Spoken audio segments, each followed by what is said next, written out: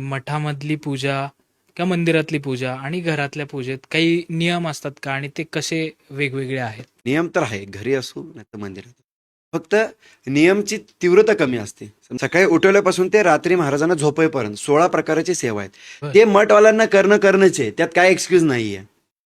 मठांमध्ये जे स्ट्रॉंग नियम आहेत ना, ते 16 प्रकारची सेवा मठामध्ये झालीच पाहिजे. हम्म. म्हणजे महाराजांचं उठवणं झालं, महाराजांना अभिषेक झाला, त्याच्यानंतर महाराजांचा नाश्ता, त्याच्यानंतर महाराजांचं जेवण, त्याच्यानंतर महाराजांचं संध्याकाळी 4 वाजता परत नाश्ता, परत 8 वाजता जेवण, परत महाराजांना झोपवताना दूध. हा. हे नियम आहेत.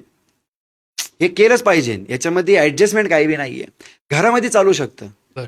घरामध्ये थोडंफार ऍडजस्टमेंट चालू शकतो. कारण की माणूस कसं कामाला जातोय, तो समजा रात्री जर त्यांना झोपायलाच 12 वाजत आणि तो 5:30ला उठणार नाहीये. तुम्हाला 5:30ला उठायसाठी तुम्हाला 9 वाजता झोपावं लागणार. 9 वाजता कोण झोपतच नाहीयेत. 12ला झोपतात ते, तर तो उठणारच नाहीये. ऍक्च्युली ठीक आहे, ज्यांना पॉसिबल आहे, ज्यांचं सवय उठायची 5 वाजता, तर त्यांनी निश्चित उठायला पाहिजे थोडं, अर्धी.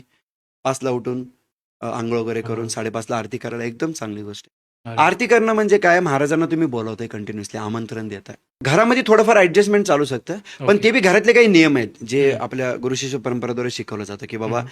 तुला एक तरी आरती रोज करणंच आहे. बरं. घरामध्ये एक तरी आरती करण्याची. मग तू सकाळी 5:30ची कर, होत नसेल तर दुपारी 12ची आरती कर, नसन होत ते पण तर रात्री 8ला तरी आरती करायचं. करायचे. कारण की हे तिन्ही टाइम स्टँडर्ड आहे. हे स्टँडर्ड वटवृक्षचे टायमिंग आहे.